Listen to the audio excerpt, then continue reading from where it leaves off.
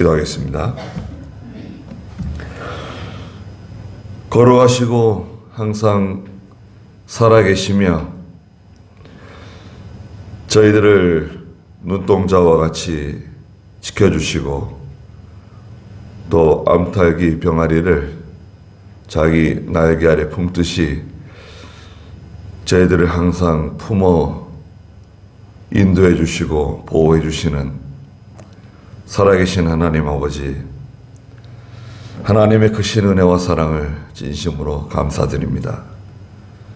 창세 전에 하나님께서 저희 각자의 이름을 생명책에 기록해 주시고 무조건적으로 하나님의 자녀로 삼아 주시고 예수 그리스도의 보혈로 죄 씻음 받고 영생을 얻는 이런 큰 권세를 저희들에게 허락해 주신 하나님, 생각하면 생각할수록 하나님 앞에 감사할 수밖에 없는 저희들입니다. 저희가 살고 있는 이 시대는 예수 그리스도의 재림을 목전에 두고 있는 말세 가운데서도 말세를 보내고 있습니다. 디모데서에서 말씀하신 것처럼 속이는 영, 악한 영의 인도를 받는 사람들이 교회 안에 들어와서 여러 가지 하나님의 진리를 무너뜨리며 회방하며 또 어지럽게 만들어서 결혼을 금하고 식물을 폐하면서 여러 가지 잘못된 가르침과 교훈으로 성도들을 미혹하게 할 때가 온다고 말씀하신 대로 이미 교회에는 이런 일들이 많이 찾아왔습니다. 교회는 말세 교회이지만 빛을 거의 상실하고 어두움에 잠식되고 마귀를 이기지 못하며 영적 전쟁에서 계속해서 패배하며 또 비참하게 쓰러지고 있는 이런 가운데서 저희는 하나님 앞에 바로 서게 해주시고 진리 위에 서게 해주시고 기도하게 해주시고 하나님의 교회를 주님 재림하실 때까지 진리 위에 잘 보존하는 저희가 다 될 수 있도록 도와주시옵소서.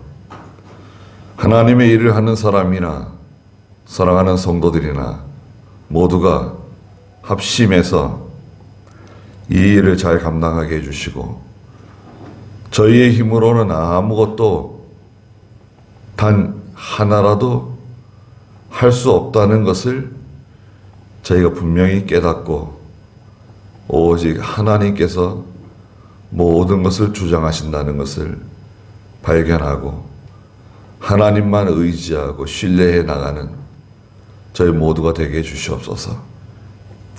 이렇게 우한 폐렴 때문에 다들 고생하는 중에 하나님께서 저희들을 지켜주시고 가정을 지켜주시고 믿음의 자녀들을 지켜주신 것 감사드립니다. 경제적으로 어려움 당하는 성도들을 도와주시고 또 사랑하는 믿음의 자녀들이 하나님의 은혜로 말미암아 앞길이 형통하고 생각지 않았던 뜻하지 않았던 하나님께서 감추어 두신 귀한 선물들을 받을 수 있도록 하나님께서 축복해 주시옵소서.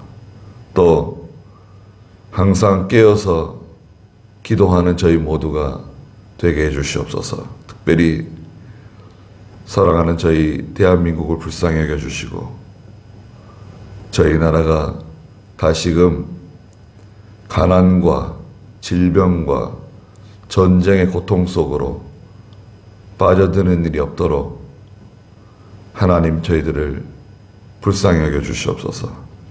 이 시간에 하나님 홀로 영광을 다 받아주시고 예수님의 이름으로 기도드리옵나이다. 아멘. 네, 하나님 말씀은 열왕기하입니다. 열왕기하. 열왕기하는 사무엘상하, 열왕기상하죠. 제가 가지고 있는 성경은 구약 성경 457쪽이네요. 열왕기하 2장 1절 말씀부터 말씀을 보도록 하겠습니다. 열왕기하 2장 1절 말씀부터 14절 말씀까지 보겠습니다. 여호와께서 엘리야를 회오리 바람 가운데 하늘로 올리시려 할 때 엘리야와 엘리사가 길갈에서 길을 떠났다. 엘리야가 엘리사에게 말하기를 너는 여기 머물러 있어라. 여호와께서 나를 베델로 보내시기 때문이다 하니 엘리사가 대답하기를 여호와의 살아계심과 선생님의 살아계심을 두고 맹세하는데 저는 선생님을 떠나지 않겠습니다 하였으므로 그들이 베델로 내려갔다. 베델에 있던 선지자의 제자들이 엘리사에게 나아가서 말하기를 여호와께서 오늘 당신의 선생을 당신 머리 위로 데려가시려는 것을 알고 있습니까? 하니 그가 대답하기를 나도 알고 있으니 조용히 하시오 라고 하였다. 엘리야는 그에게 말하기를 엘리사야 너는 제발 여기 머물러 있어라. 여호와께서 나를 여리고로 보내시기 때문이다 하니 엘리사가 대답하기를 여호와의 살아계심과 선생님의 살아계심을 두고 맹세하는데 저는 선생님을 떠나지 않겠습니다 하였으므로 그들이 여리고로 갔다. 여리고에 있던 선지자의 제자들이 엘리사에게 가까이 나와 말하기를 여호와께서 오늘 당신의 선생을 당신 머리 위로 데려가시려는 것을 알고 있습니까? 하니 그가 대답하기를 나도 알고 있으니 조용히 하시오 라고 하였다. 엘리야가 그에게 말하기를 너는 여기에 머물러 있어라. 여호와께서 나를 요단으로 보내시기 때문이다 하니 엘리사가 대답하기를 여호와의 살아계심과 선생님의 살아계심을 두고 맹세하는데 저는 선생님을 떠나지 않겠습니다 하였으므로 둘이 함께 길을 떠났다. 선지자의 제자들 중 50명이 따라와 멀리 서서 바라보니 그 두 사람이 요단 강가에 섰는데 엘리야가 자기 겉옷을 들고 둘둘 말아 물을 내리치자 물이 양쪽으로 갈라져 그들 둘이 함께 마른 땅으로 건너갔다. 그들이 건너갔을 때 엘리야가 엘리사에게 말하기를 내가 너에게 떠나기 전에 내가 네게 무엇을 해줘야 할지 구해라 하니 엘리사가 대답하기를 선생님의 영을 저에게 갑절로 임하게 해주십시오 라고 하였다. 엘리야가 말하기를 네가 어려운 것을 구하는구나. 그러나 만일 나를 너에게서 데려가시는 것을 네가 보면 그 일이 이루어지겠지만 그렇지 않으면 이루어지지 않을 것이다 라고 하였다. 그들이 계속 걸으며 이야기할 때 불병거와 불말들이 나타나서 그들 둘 사이를 갈라놓더니 엘리야가 회오리 바람 가운데 하늘로 올라갔다. 엘리사가 그것을 보고 내 아버지여 내 아버지여 이스라엘의 병거와 기마병이여 하고 외쳤다. 엘리사는 엘리야를 다시 볼 수 없게 되자 자기 옷을 잡아 두 조각으로 찢고 엘리야에게서 떨어진 겉옷을 집어들고 돌아가 요단 강가에 서서 엘리야에게서 떨어진 겉옷을 잡고 물을 내리치며 말하기를 여호와 엘리야의 하나님께서는 어디 계십니까? 하였는데 그가 물을 내리쳤을 때 물이 양쪽으로 갈라져 엘리사가 건너갔다. 그랬습니다. 네. 여기 이제 엘리야와 엘리사가 나오는데요. 본문의 제목은 주보에도 있는 것처럼 갑절의 능력을 얻는 비결입니다. 갑절의 능력을 얻는 비결. 9절 마지막에 선생님의 영을 저에게 갑절로 임하게 해주십시오 라고 말했습니다. 갑절이라고 하는 것은 2배죠. 2배. 곱입니다. 2배를 갑절이라 그러죠. 네. 그래서 엘리야는 엘리사의 선생입니다. 엘리야라고 하는 이름의 뜻은 나의 하나님은 여호와이시다, 이런 뜻을 가지고 있죠. 엘리사는 나의 하나님은 구원자이시다, 이런 뜻을 갖고 있습니다. 그래서 엘리야를 옆에서 늘 도와주고 보조하는 3장 11절에 가면 선생 엘리야의 손에 물을 붓는 사람이 바로 엘리사였습니다. 그 3장 11절 한번 읽어보시겠어요? 여호사밧이 묻기를 여기에 여호와의 선지자가 없습니까? 우리가 그 사람을 통해 여호와께 물어봅시다 하니 이스라엘의 왕의 신하들 중 한 사람이 대답하여 말하기를 여기에 엘리야의 손에 물을 부어주던 사밧의 아들 엘리사가 있습니다 하였다. 네, 엘리야의 손에 물을 부어주는 사람은 종이죠. 종. 네, 시종. 예. 그래서 이제 지금은 교회는 이제 목사가 있고요. 목사가 있고 강도사, 전도사, 신학생 이렇게 있을 수 있죠. 신학교 들어가면 전도사님이라고 보통 부르기도 합니다. 강도사 고시를 보고 나면 이제 강도사라고 또 부르죠.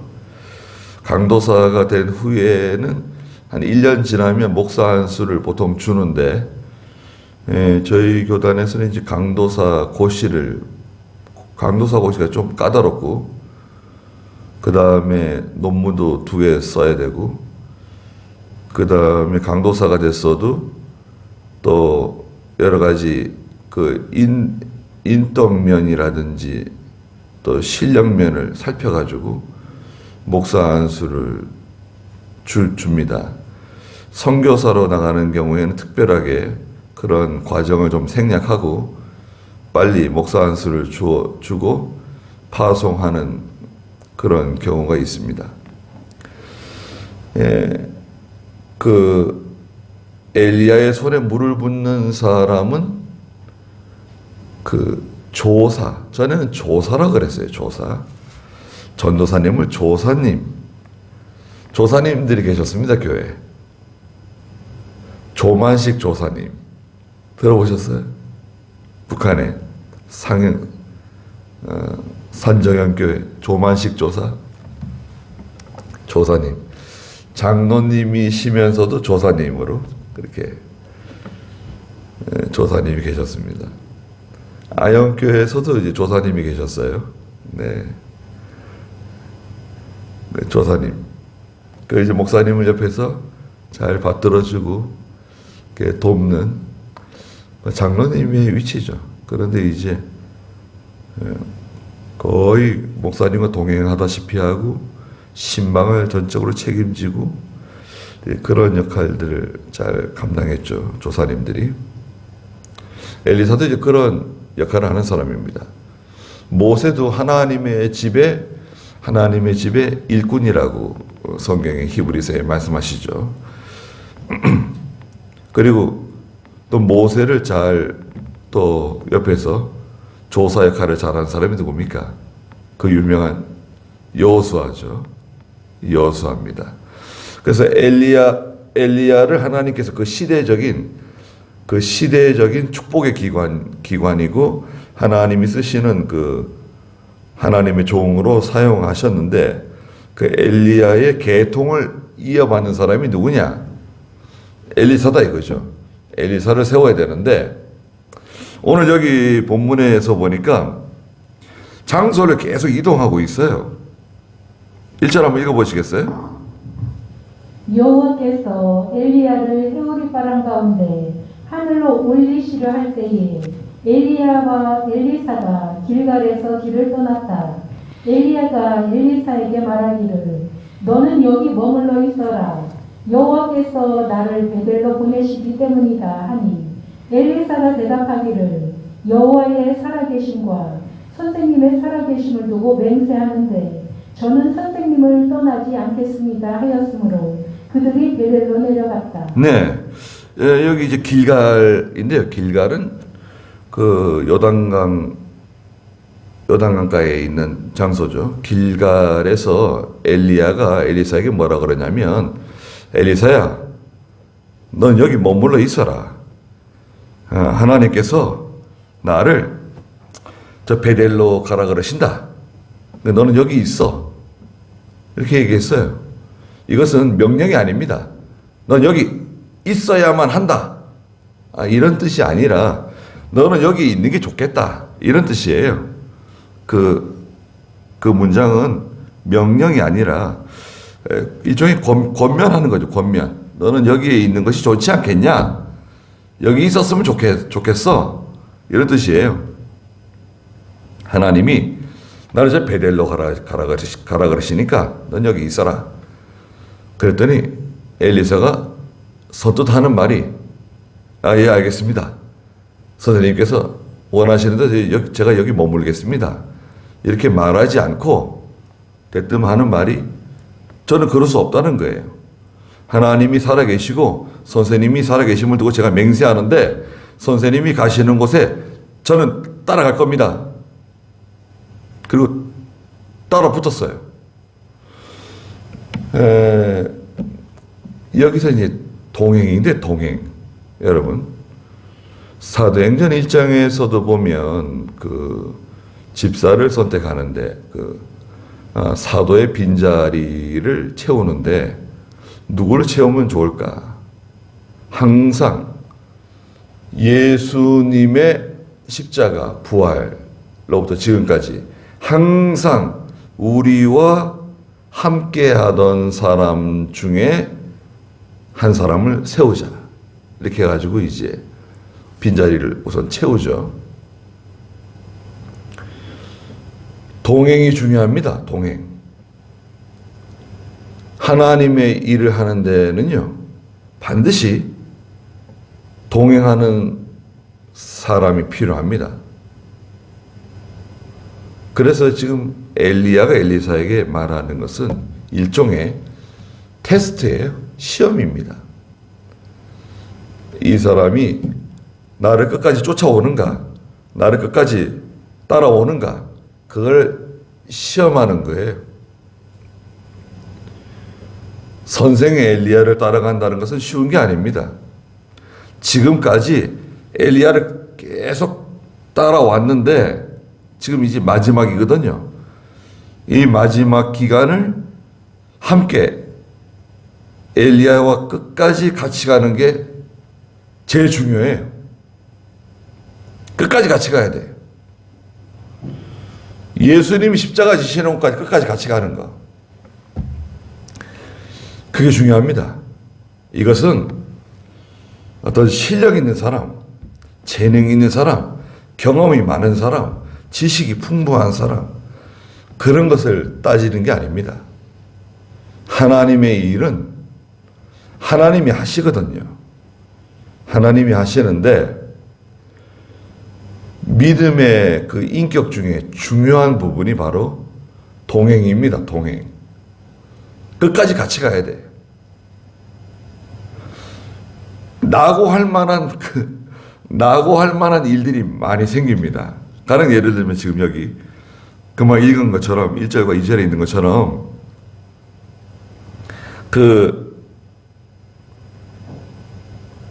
여러 사람들이 방해를 해요.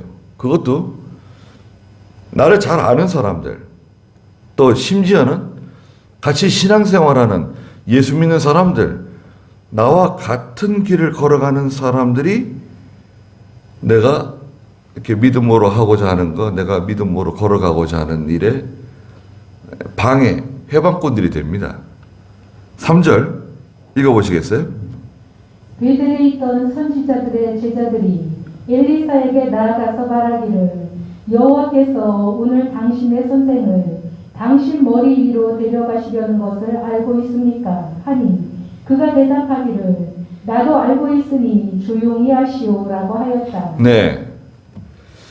그래서 길갈에서 이제 베델로 갔더니 베델에 있던 엘리야의 그 제자들이 있어요. 선지생도들이죠. 선지생도들. 지금으로 말하면 신학생들이에요. 엘리야의 제자들이 많이 있는데 그 베델에 있는 엘리야의 제자들이 엘리사에게 하는 말이 이거 보시오. 오늘 하나님께서 당신의 선생님을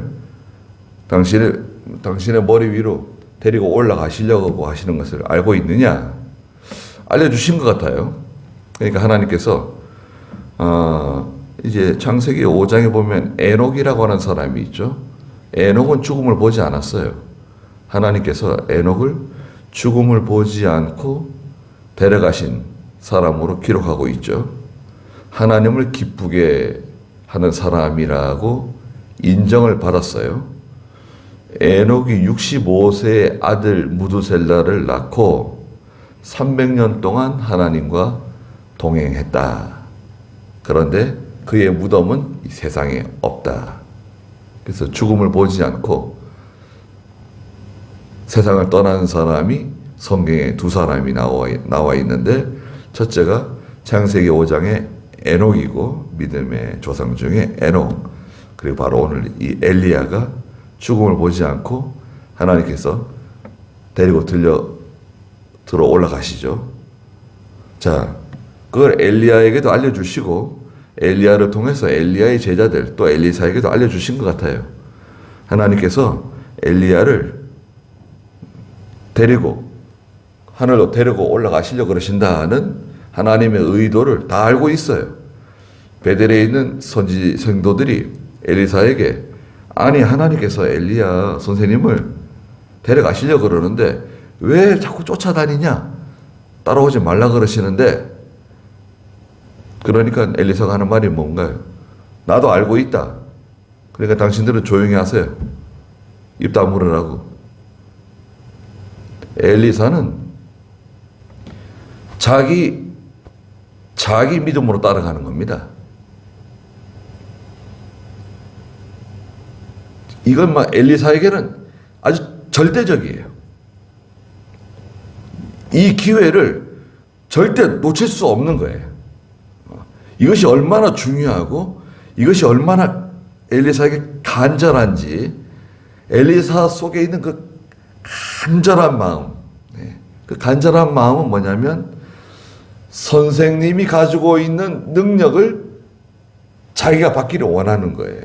그리고 선생님이 가지고 있는 그 능력에 오히려 갑절을 자기가 받기를 원하는 거예요. 네. 그래서 그 엘리사 속에 있는 간절한 마음이 그거를 발걸음을 멈추지 못하게 하는 거예요. 따라가는 겁니다.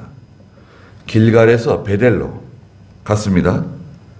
다시 엘리야가 엘리사에게 말합니다. 4절 읽어보세요. 엘리야가 그에게 말하기를 엘리사야 너는 제발 여기에 머물러 있어라. 여호와께서 나를 여리고로 보내시기 때문이다 하니 엘리사가 대답하기를 여호와의 살아계심과 선생님의 살아계심을 두고 맹세하는데 저는 선생님을 떠나지 않겠습니다 하였으므로 그들이 여리고로 갔다. 여리고에 있던 선지자의 제자들이 엘리사에게 가까이 나와 말하기를 여호와께서 오늘 당신의 선생을 당신 머리 위로 데려가시려는 것을 알고 있습니까? 하니 그가 대답하기를 나도 알고 있으니 조용히 하시오라고 하였다. 네, 이제 베델에서 그 다음에 하나님께서 엘리야에게 여리고로 가라고 또 명령하셨어요. 그러니까 엘리야가 엘리사를 불러가지고 엘리사야 하나님께서 나를 여리고로 가라 그러시네. 너는 여기, 제발 너는 여기 머물러 있어라.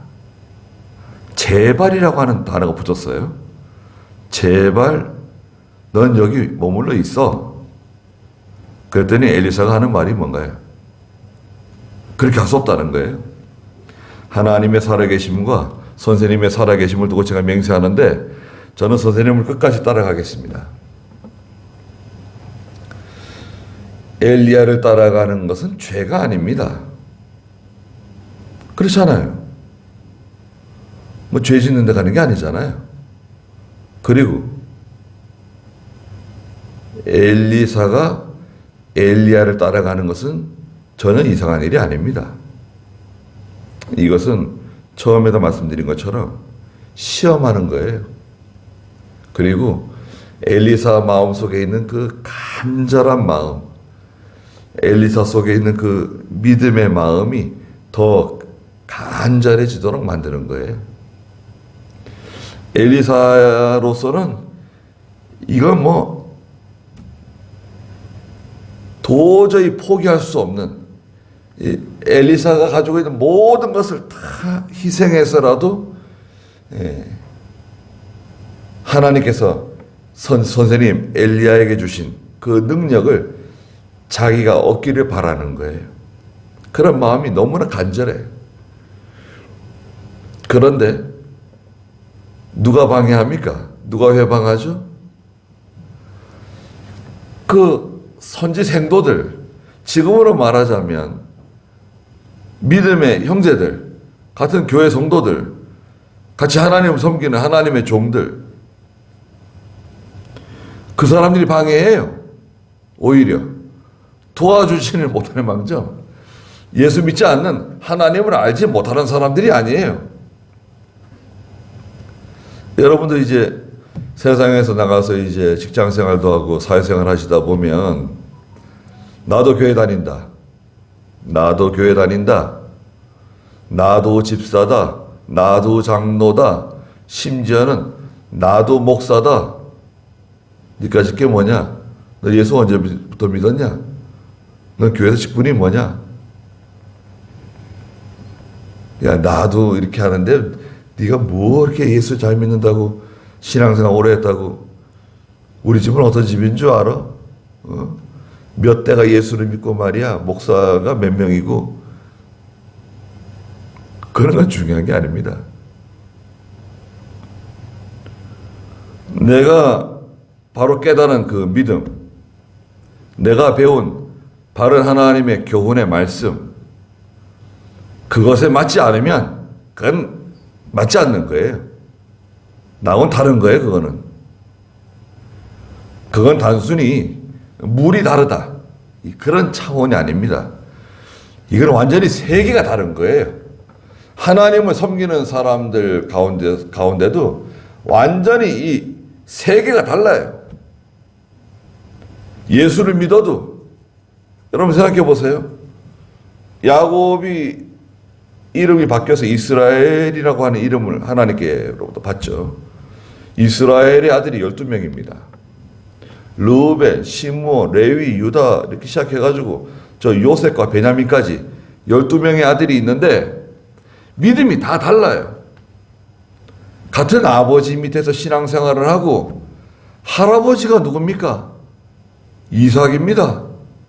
증조 할아버지가 아브라함이에요. 같이 생활했습니다. 집에서.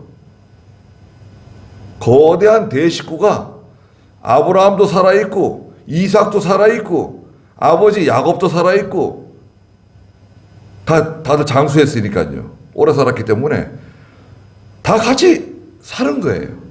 같이 하나님의 말씀을 배우고 하나님을 같이 섬기고 믿음으로 자랐습니다. 지금으로 말하자면 형제들이 많은데 주일학교 같이 다닌 거예요. 똑같이 주일학교 다니고 중고등부도 같이 다니고 청년부 생활도 같이 하고. 그런데 믿음은 다 달라요. 믿음은 다 다릅니다. 그렇기 때문에 오늘날 우리 뭐 장로교 안에서도 교단들이 많잖아요. 교단들이 많습니다. 그건 정상적인 거예요. 이걸 다 합치자, 하나로 합치자. 절대로 합쳐지지 않습니다. 왜 그러냐? 깨달은 게 다 달라서 그래요. 믿음의 신앙의 정도가 다 다르기 때문에 이것이 하나가 되지 못해요.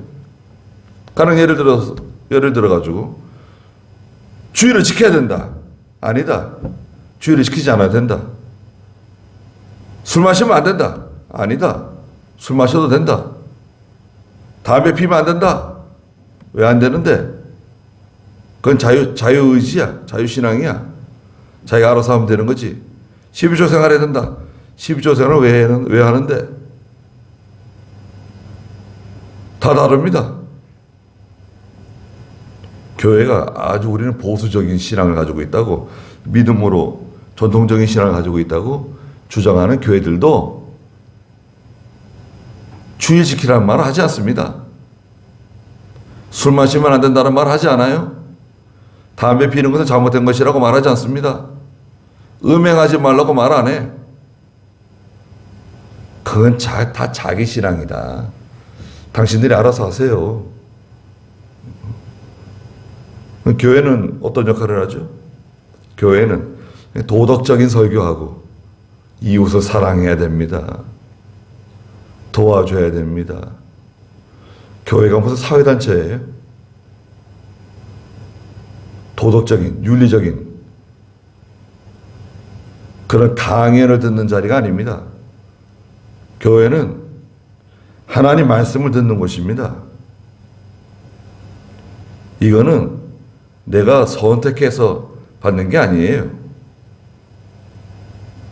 그러니까 우리가 믿음으로 살아가다 보면 오히려 예수 믿는다는 사람이, 교회 다닌다는 사람이 나를 피곤하게 만들어. 내가 신앙생활하는 것을 이해 못하고 더 괴롭히고 더 마음 아프게 만들 때가 있습니다. 그럴 수 있다. 이런 것을 알고 계셔야 돼요. 여기도 보세요. 엘리야의 많은 그런 그 선지 생도들이 있는데 그 엘리사의 행동을 이해를 못해요. 왜 엘리사가 엘리야를 그렇게 쫓아가려고 그러는지, 왜 저렇게 유별나게 저러는지 이해를 못해요. 그러나 엘리야는 알고 있습니다. 엘리사가 어떤 마음을 갖고 있는지, 엘리사에게 필요한 것이 무엇인지 엘리야는 분명히 알고 있어요. 그래서 엘리사를 시험하는 겁니다. 길갈에서 베델로, 베델에서 여리고로, 그 다음 여리고에서 어디로 가죠? 6절 읽어보세요. 엘리야가 그에게 말하기를 너는 여기에 머물러 있어라.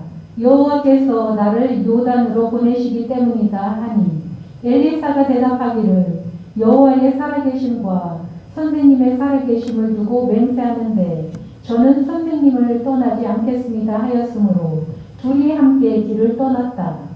선지자의 제자들 중 50명이 따라와 멀리 서서 바라보니 그 두 사람이 요단강가에 섰는데 엘리야가 자기 겉옷을 들고 둘둘 말아 물을 내리치자 물이 양쪽으로 갈라져 그들 둘이 함께 마른 땅으로 건너갔다. 네, 엘리야가 다시 엘리사에게 말했는데요.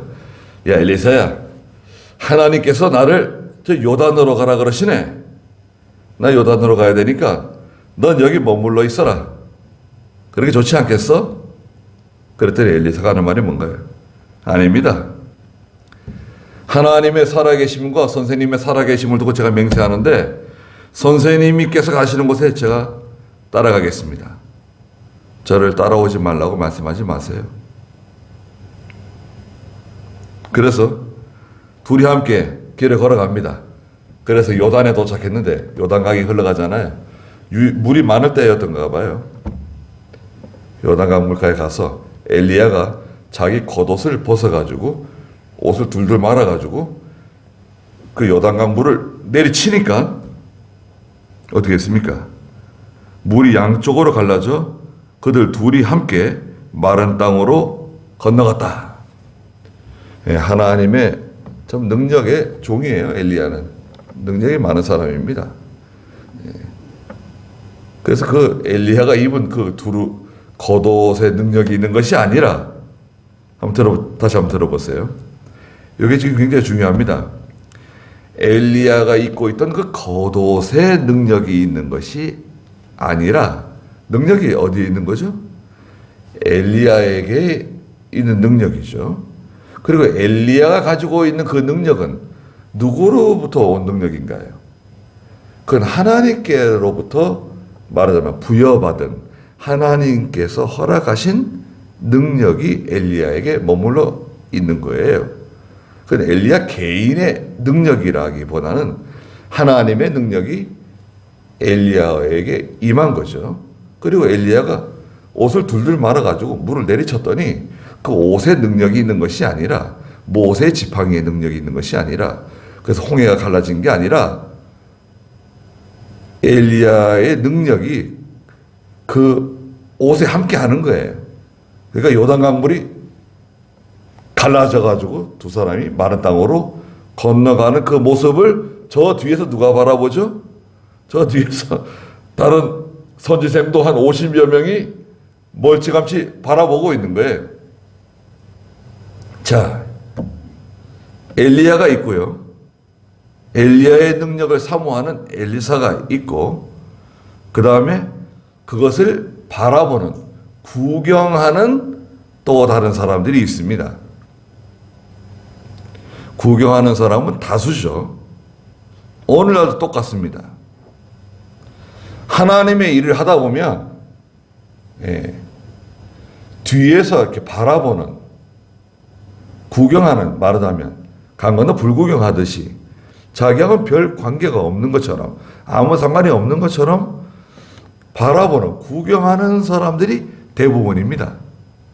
실제로 그 하나님의 역사가 있는, 하나님의 능력이 나타나는 그 핵심적인 곳에서, 거기서 일하는 사람은 소수예요. 소수고 뒤에서 이제 멀찌감치 바라보는 거예요. 왜 바라보죠? 여러 가지 복잡한 생각이 많은 거예요. 실패하면 어떻게 하냐? 누가 책임져야 되냐? 손해를 보면 어떻게 하냐? 죽으면 어떻게 하냐? 감옥 가면 어떻게 하냐? 사람들이 나를 왕따시키면 어떻게 하냐? 바보라 그러면 어떻게 하냐? 처자식은 어떻게 하냐? 아이들 공부는 어떻게 하냐? 뭐 생각이 복잡해요. 그렇게 바라보는 거예요.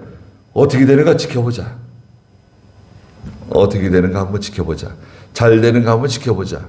하나님의 일을 한다 그러는데, 믿음으로 산다 그러는데, 하나님 말씀 순종한다 그러는데, 기도한다고 저렇게 난리치는데, 잘 되는가 한번 지켜보자. 관망하는 사람들, 구경하는 사람들, 믿음이 없다 그러면 안 돼요. 얼만큼 따라와요. 뒤에서 저만큼 따라옵니다. 따라오는데 믿음이 없는 건 아니에요. 예수 믿어요. 교회도 다녀요. 일반적으로는 아무 문제를 일으키는 사람들이 아닙니다. 자기 소리를 내지 않아요. 잘. 저만큼 따라오지만 가까이는 오지 않습니다. 절대. 그거는 너무 조심스러워요. 내가 가까이 갔다가 이거 무슨 일이 생기면 어떻게 하지? 내가 책임지면 어떻게 하지? 곤란한 일이 생기면 어떻게 하지? 뭐 생각이 많습니다. 그래서 이 사람들은 절대 가까이 오지 못해요. 죽었다 깨어나도 가까이 오지 못합니다. 근데 엘리사는 어떻습니까? 엘리사는 그런 거는 전혀 생각하지 않아요. 엘리야만 지금 엘리야를 놓치면 안 돼. 여기서 이제 하나님께서 선생님 엘리야를 하늘로 데려 올라가실 건데, 그 전에 엘리야 선생님에게 있는 그 능력을 내가 받아야 돼. 이게 뭐 지금 엘리야서로서 지상 최대 과제예요. 이 기회를 놓치면 영 놓치는 겁니다. 자, 길갈에서 베델로, 베델에서 여리고로, 여리고에서 요단으로 계속 이렇게 이동을 하잖아요. 그런데 여러분들 이제 우리가 여행을 하다 보면 친구들하고 여행을 하든지 가족들하고 여행을 하든지 여행을 하다 보면 그 집에서는 잘 드러나지 않는, 이렇게 같이 만날 때는 잘 드러나지 않던 그런 독특한 성격들이 나옵니다. 여행을 가다 보면. 그렇죠. 예. 이런 성격이 있었네. 야, 이런 식으로 이렇게 바라보는구나, 사건을. 문제를 이런 식으로 해결하려고 그러는구나. 예. 마음이 잘 통하는 친구들도요, 함께 여행에 가면 싸웁니다. 식구들도 보통 싸울 때가 많아요. 별거 아닌 사소한 것 때문에 다투는데요. 근데 그게 점점 커져가지고 결국 여행을 끝까지 하지 못하고 그만 돌아오는 경우도 있습니다. 저도 그 형제들하고 여행 가봤더니요, 깜짝 놀랐어요. 저희 남자 형제들이 상당히 많아가지고 저보다 한 살 어리고 또 몇 개월 어린 그 동생들이 있는데 체격도 다 저만하고요. 네, 괜찮아요. 그 지리산 가자 그래가지고 지리산 한번 갔는데 제가 정말 얼마나 마음고생을 많이 했는지 모릅니다. 그 여행을 같이 가면 그 사람의 성격을 많이 알게 되죠. 네. 동행이 그래서 중요합니다. 여러분, 우리 부부지간에 이렇게 만나서 살아가는데도 그것도 동행이잖아요. 그러면 항상 마음이 다 이렇게 하나가 되고 모든 게 다 일치가 되고, 내 마음 같은가요? 그렇지 않습니다. 자녀들은 또 말할 것도 없고, 자녀들은 뭐 부모 입장에서는 속 터질 때가 많잖아요. 예. 목사와 성도 간의 관계도 그렇습니다. 네. 잘 맞아 떨어지는 게 아니에요. 그러나 중요한 원칙이 있어요. 몇 가지 중요한 원칙 때문에 그 길을 계속 가는 겁니다. 우리는 포기하지 않고. 그게 동행하는 건데, 동행하다 보면 시험이 많아요. 시험이 많고 갈등이 많고 또 여러 가지 사건, 사고, 생각지 않았던 일들이 막 생기잖아요. 길갈에서 베델로, 베델에서 여리고로, 여리고에서 요단으로 가는 그 여정이 구체적으로 성경에는 세상에 기록되어 있지 않지만 거기서 엘리사와 엘리야는 여러 가지 대화를 나누는 겁니다. 여러 가지 문제를 얘기하는 겁니다. 거기 정말 흥미로운 일들이 많이 있죠. 정말 흥미로운 일들이 많이 있습니다. 그리고 드디어 요단강을 건넜어요. 9절 읽어보세요. 그들이 건너갔을 때 엘리야가 엘리사에게 말하기를 내가 너에게 떠나기 전에 내가 네게 무엇을 해줘야 할지 구해라 하니 엘리사가 대답하기를 선생님의 영을 저에게 갑절로 임하게 해 주십시오라고 하였다. 엘리야가 말하기를 네가 어려운 것을 구하는구나. 그러나 만일 나를 너에게서 데려가신 것을 네가 보면 그 일이 이루어지겠지만 그렇지 않으면 이루어지지 않을 것이다 라고 하였다. 네. 자, 이제 끝까지 따라온 사람에게 찾아오는 선물이 있습니다. 그 엘리야가 엘리사에게, 자, 엘리사야, 내가 너에게서 떠나기 전에 내가 네게 무엇을 해줘야 할지 구해라. 내가 이제 떠나야 될 텐데 하나님이 나를 데려가시려고 그러시는데 떠나기 전에 내가 너에게 무엇을 해주면 좋겠냐 물어봤어요. 그러니까 엘리사가 하는 말이 뭔가요? 엘리사 속에 있는 엘리사 속에 있는 그 간절한 그 정말 누구에게도 말할 수 없는 그 간절한 것이 나오는 거죠. 선생님의 영을 저에게 갑절로 임하게 해주십시오. 이것을 이제 영감이라고 말하죠. 영감. 하나님의 영감. 진리와 영감이라 그러죠. 진리는 하나님의 말씀이고 영감은 성령으로부터 임하는 하나님의 큰 능력이에요. 영감이라고도 하고 영권이라고도 말하고 능력이라고도 말합니다. 선생님에게 있는 그 영, 선생님이 가지고 있는 그 능력의 갑절을 저에게 주십시오. 갑절. 왜 갑절이냐? 그냥 선생님이 가지고 있는 능력을 저에게 주십시오. 그러면 될걸. 왜 하필이면 갑절을 달라 그러냐? 어떤 사람은 그 교만한 거 아닌가? 아니 엘리야가 가지고 있는 능력도 어마어마한 능력인데 엘리야가 갈멜산에서 바알과 아세라 제사장들을 다 불러 모아놓고 850명 경쟁을 벌였죠.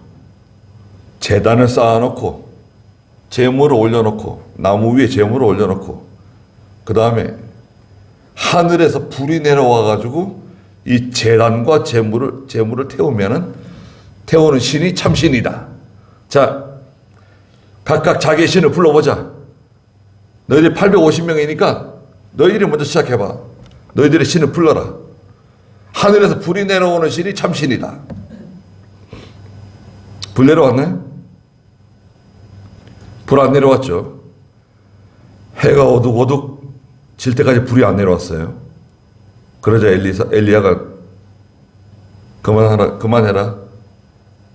그리고 사람들이 시켜가지고 저 개울에 가가지고 물을 길어다가 그 제단에다 물을 갖다 붓고 그 옆에 또랑을 파가지고 물이 그 또랑에 가득 찰 정도로 물을 갖다 부었습니다. 그리고 기도했죠. 간절하게 하나님께 기도하니까 하늘에서 불이 막 혓바닥처럼 내려와가지고 그 제물과 제단과 돌 그 고랑에 있던 물을 싹 핥아가지고 올라갔어요. 그리고 그 북이스라엘은 타락한 교회예요. 북이스라엘 백성들이 그냥 깜짝 놀래가지고요. 갈멜이 저 북쪽에 있거든요. 저 지중해 연안에 있는 큰 산이에요. 높은 산이에요. 이스라엘 백성들 전체를 한꺼번에 돌렸어요. 하나님께로. 타락한 우상에 찌든 그 이스라엘 백성들을 한꺼번에 그냥 하나님께로 돌이켰습니다. 그리고 850명을 즉결 처단해가지고 850명을 다 칼로 죽여버렸어요. 대단하죠. 엘리야는 대단합니다. 그런데도 엘리야가 인간이기 때문에 시험도 들고 낙심도 하고 하나님께 저를 좀 죽여주세요 막 그러고 그러죠. 여튼 엘리야는 능력 있는 하나님의 종입니다. 그 시대마다 하나님께서는 그 시대에 필요한 하나님의 종들을 이렇게 세우셔가지고 하나님의 일들을 하시는데 엘리야가 참 능력 있는 종으로 일했습니다. 이제 엘리야 시대는 끝나고 그 다음 바톤을 이을 사람이 엘리사인데 엘리사에게 필요한 능력은 엘리야의 능력 가지고는 안 돼요. 갑절의 능력이 필요한 이유가 뭐냐? 첫째는 장자권과 같은 축복입니다. 장자권. 신명기서에서는 21장 17절에 장자에게는 두 몫을 주게끔 되어 있어요. 성경에. 장자에게는 두 몫을 주어라. 믿음의 장자가 있어요. 믿음의 장자. 그 몇 푼 안 되는 부모 재산을 가지고 말하는 게 아니라 믿음의 갑절의 믿음, 갑절의 능력을 얻기를 원하는 거예요. 장자권과 같은 장자권의 행사를 하기를 원하는 것입니다.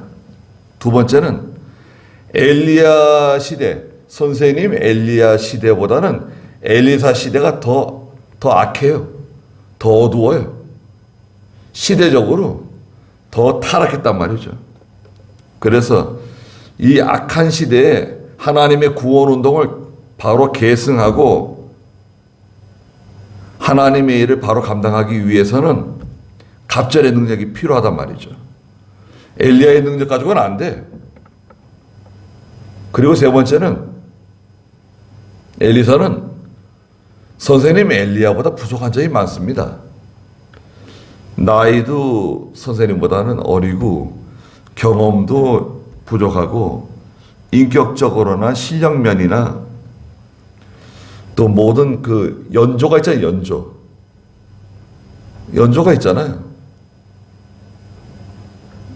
우리 남자분들은 군대 가면은 그 이등병으로 들어가가지고 병장님을 보면 참 하늘처럼 보인다는데 그렇지 않습니까?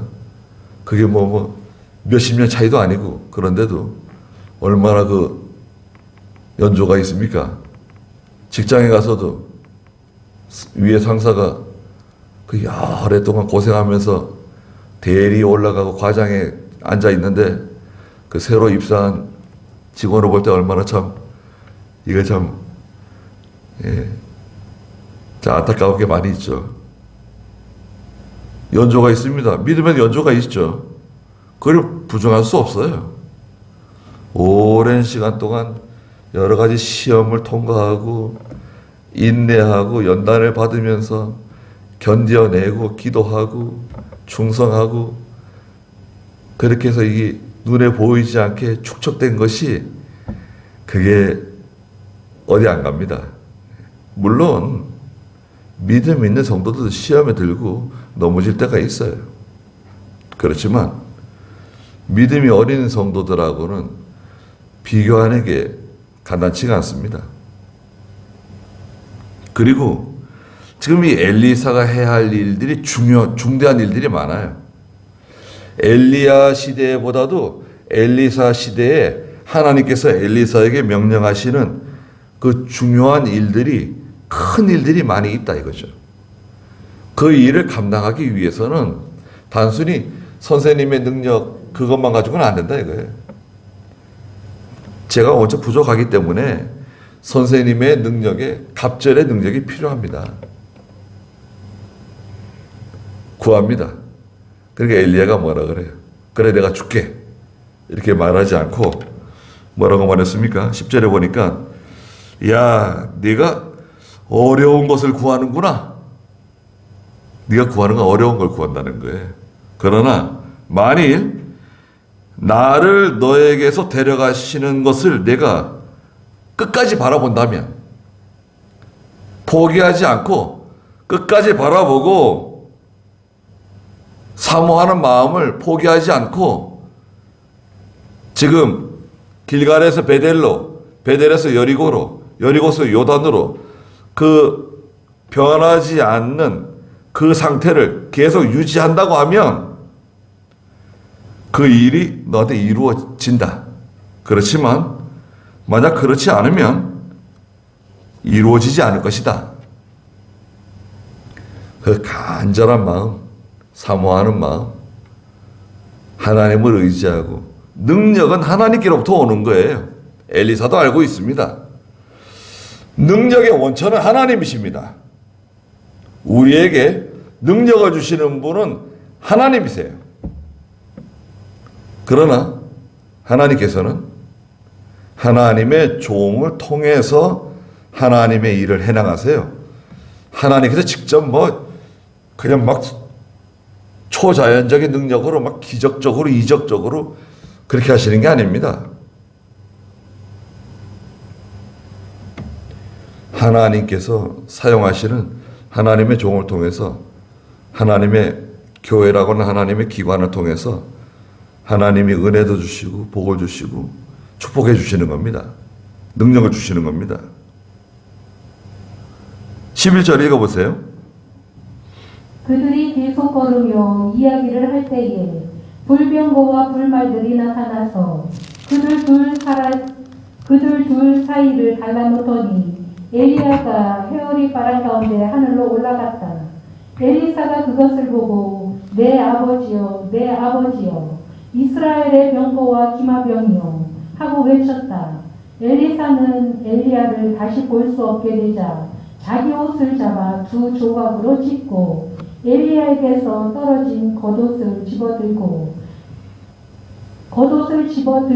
돌아가 요단 강가에 서서 엘리야에게서 떨어진 겉옷을 잡고 물을 내리치자 말하기를 여호와 엘리야의 하나님께서 어디 계십니까 하였는데 그가 물을 내리쳤을 때 물이 양쪽으로 갈라져 엘리사가 건너갔다. 네. 자, 여기 보니까 대단한 일이 벌어졌죠? 11절에 그들이 계속 걸으며 이야기를 할 때, 자기가 보세요. 두 사람이 같이 걸어가면서 그냥 입 다물고 걸어가는 게 아니잖아요. 서로 계속해서 이제 대화를 하는 겁니다. 어쩌면 이 마지막 그 길갈에서부터 요단까지 또 하나님께서 엘리야를 데려가실 때까지 그 엘리사와 엘리야가 함께 걸어가는 동행하는 그 기간이 제일 중요한 기간입니다. 거기서 사실은 제일 소중한, 제일 그 값진 것을 얻는 시간이에요. 계속 그 대화하는 중에 정말 그 많은 것을 엘리사가 깨달았을 거예요. 많은 것을 배웠을 겁니다. 그때 불병거와 불말들이 나타나서 그들 둘 사이를 갈라놓았다 그랬습니다. 6장 17절에 가도 불말과 불병거가 나오죠. 사람 눈에는 보이지 않는데 하나님의 불말과 불병거들이 도단성에 있는 엘리사를 호위하고 있는 것을 보게 되죠. 그래 한번 읽어볼까요? 6장 17절. 기도하며 말하기를 여호와시여 그가 볼 수 있도록 그의 눈을 열어주소서라고 하였다. 여호와께서 그 사환의 눈을 여셨으므로 그가 보니 엘리사를 둘러싸고 있는 불말과 불병거가 그 산에 가득하였다. 아람 나라 왕이요 군대를 이끌고 도단성에 엘리사가 있다는 정보를 듣고 거대한 군대를 조직해가지고 도단성을 뺑뺑 에워싸고 엘리사를 죽이려고 기다리고 있었습니다. 그 아침에 일어난 그 엘리사의 사환이 밖에 나가서 보고 깜짝 놀래가지고요. 쫓아 들어와가지고 엘리사에게 큰일 났다고 말했죠. 지금 아람 나라 군대가 선지자를 잡아 죽이기 위해서 지금 성을 다 포위하고 있다고 보고를 했더니 엘리사가 태연하게 하는 말이 하나님이시여 저 사람의 눈을 열어서 보게 해주시옵소서. 하나님 눈을 열어주시니까 엘리사의 사환 눈에 뭐가 보였습니까? 하나님의 불말과 불병거들이 도단성 위에 엘리사를 호위하고 있는 것을 하나님 보여주신 거죠. 오늘도 마찬가지입니다. 믿음으로 사는 성도를 하나님께서 하나님의 불말과 불병거를 보내서 보호해 주시는 거예요. 그 하나님의 자녀가 예수 믿는 성도가 뭐 두려움이 많고 걱정이 많고 무슨 염려가 이렇게 많고 그냥 땅만 쳐다보고 세상에서 그냥 무엇을 얻을까 무엇을 먹을까 무엇을 마실까 그냥 그 땅만 보면 안 됩니다. 네. 하나님께서 귀하게 여기시는 하나님의 백성을 세상 가운데 두시고 어떻게 지켜주시고 어떻게 인도해 주신다는 것을 우리는 알고 있어야 됩니다. 엘리야가 11절 중간에 보니까 회오리 바람 가운데 하늘로 올라갔다 그랬습니다. 아주 간단하게 기록해놨어요. 하나님 회오리 바람을 보내가지고 엘리야를 하늘로 데리고 올라갔다. 그게 끝이에요. 거기에 무슨 다른 서술, 무슨 수사적인 어구가 붙지 않았습니다. 그 장면을 그냥 아주 간단하게 그냥 묘사를 했어요. 하나님께서 회오리 바람 가운데 엘리야를 하늘로 데려 올라갔다. 그게 끝입니다. 순식간에 벌어졌어요. 상황이 순식간에 종결된 거예요. 끝났어요. 12절에 엘리사가 그것을 보고 내 아버지여 내 아버지여 이스라엘의 병거와 기마병이여 말했습니다. 엘리야가 하나님의 부름을 받아 올라가는데 내 아버지여 내 아버지여 이스라엘의 병거와 기마병이여. 왜 엘리야가 이스라엘의 병거며 기마병이냐? 엘리야가 있으면 1000만 군대가 있는 것보다 엘리야가 더 중요한 사람이라는 거예요. 엘리야가 있으면 이 나라가 살고 엘리야가 없으면 이 나라가 망할 수도 있다는 거예요. 어떤 군사력, 어떤 무기보다도 엘리야가 더 중요한 사람이라는 거죠. 성도가 중요합니다. 여러분, 나라가 망하는데요. 성도가 타락하고 교회가 진리를 떠나고 변질되면 그 다음에 나라는 망해요. 반드시 망합니다. 그러나 믿음으로 사는 성도들이 있고 기도하는 성도들이 있고 하나님을 의지하는 성도들이 있으면 하나님께서 그 나라조차도 구원해 주시는 거예요. 한 사람이 중요합니다. 소돔 고모라의 의인 10사람, 예루살렘에 진리를 구하고 공의를 행하는 사람, 몇 사람이죠? 한 사람. 한 사람이 중요해요. 그 한 사람 속에 우리가 들어가야 됩니다. 그 한 사람은 딱 그 한 사람을 말하는 게 아니라 하나님이 기뻐하는 그 한 사람 속에 우리도 거기에 들어가야 된다 이거죠. 우리도 부족하지만 죄가 많은 사람들이지만 어떤 핑계, 이런 핑계 저런 핑계, 뭐 코로나가 어떻고 뭐 경제가 어떻고 시장이 어떻고 뭐 살아가는데 어떻고 그런 핑계보다도 변함없는 믿음, 길갈에서부터 요단까지 항상 변함없고 동행하고 믿음에 탈선하지 아니하고 모든 시련, 시험을 다 통과하고 끝까지 그 마음이 변질되지 않는 저 뒤에서 구경하는 사람들은 뭐예요? 그 사람들은 여기에 대해서는 전혀 모릅니다. 지금 이 상황을 이해 못해요. 그 사람들은 여기에 동참하지 않습니다. 엘리사가 외치고 엘리사는 엘리야를 다시 볼 수 없게 되자 자 이제 회오리 바람에 의해서 엘리야가 저 멀리 눈에서 시야에서 사라졌습니다. 다시 볼 수 없게 되자 자기 옷을 잡아 2 조각으로 찢었다. 자기 옷은 엘리사 자신을 말해요. 자신. 이제 엘리야 선생님은 계시지 않고 엘리사 자기가 남았는데 그러자 엘리사가 자기의 겉옷을 벗어서 다 찢었어요. 둘로 조각냈습니다. 자기 부정이에요. 자기 부정. 자기를 의지하지 않고 오직 하나님만 의지하고 자기의 경험이나 지식이나 자기가 가지고 있는 것으로 하지 않겠다는 결심을 하는 거예요. 자기 옷을 둘로 찢어버리고 엘리야에게서 떨어진 겉옷을 집어들고 돌아가 요단강에 서서 엘리야에게 떨어진 겉옷을 잡고 물을 내리치며 말하기를 여호와 엘리야의 하나님께서는 어디 계십니까? 하였는데 그가 물을 내리쳤을 때 물이 양쪽으로 갈라져 엘리사가 건너갔다. 엘리야의 능력이 엘리사에게 임했습니다. 엘리사가 하는 말은 뭔가요? 여호와 엘리야의 하나님께서는 어디 계십니까? 이 말은 역설적인 말입니다.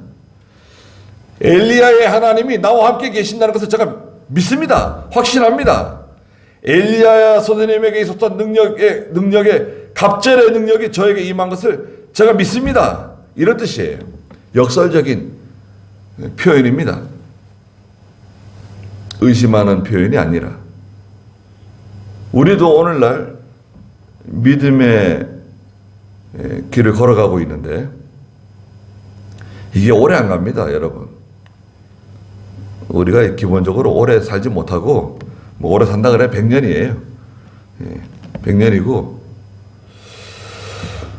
그리고 뭐 건강하게 신앙생활하고 예배당에 출입하면서 기도할 수 있는 시간이 또 얼마나 될 것 같습니까? 여러분, 죄송한 말씀이지만 우리가 뭐 늙어서 기운이 없어져가지고 요양원에 누워가지고 얼마나 있을지 몇 개월 있을지 몇 년 있을지 알 수 없고 건강해가지고 자녀들과 함께 예배당에 나와가지고 예배 드리면서 신앙생활 할 수 있는 시간이 그렇게 많지 않습니다. 이 기간을 잘 보내셔야 됩니다. 이거 가지고 우리는 모든 것을 평가받는 겁니다. 하나님 앞에서. 행한 대로 갚아주신다 그랬어요. 행한 대로. 행한 대로 갚아주시는 하나님이시다. 엘리야 옆에서 끝까지 따라가는 엘리사와 같이 저도 마찬가지고 여러분도 마찬가지입니다. 그 간절한 소원을 갖고 따라가는 겁니다. 쫓아가는 겁니다. 누구 눈치 볼 게 없어요. 이것은 아주 촉박한 문제예요. 다급한 문제입니다. 사람들이 뭐라고 하든 누가 무슨 말을 하든 그거는 원래 다 있는 거예요. 원래 있는 거예요. 그거는 사람들이 말하는 건 다 있는 거예요. 그거는 그냥 예산에 두고 그냥 나는 내 길을 가는 겁니다. 계속 전진하는 거예요. 그러나 반드시 갑절의 은혜, 갑절의 능력 우리에게 주실 것을 저희가 확신하는 겁니다. 기도하겠습니다.